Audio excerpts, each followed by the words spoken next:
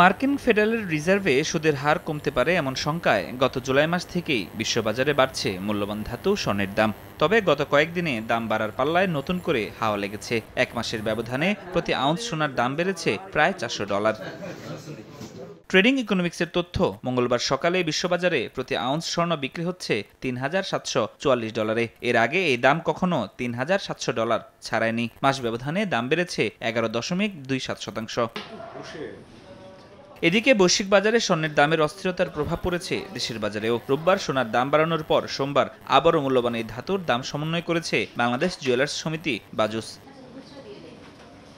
নতুন সিদ্ধান্ত অনুযায়ী আজ থেকে 22 ক্যারেটের প্রতি ভরি স্বর্ণের দাম নির্ধারণ হয়েছে $1,91,196 টাকা। এছাড়া 21 ক্যারেটের প্রতি ভরি $1,82,495 টাকা, 18 ক্যারেটের $1,56,426 টাকা এবং সনাতন পদ্ধতির স্বর্ণ $1,19,997 টাকায় বিক্রি হবে।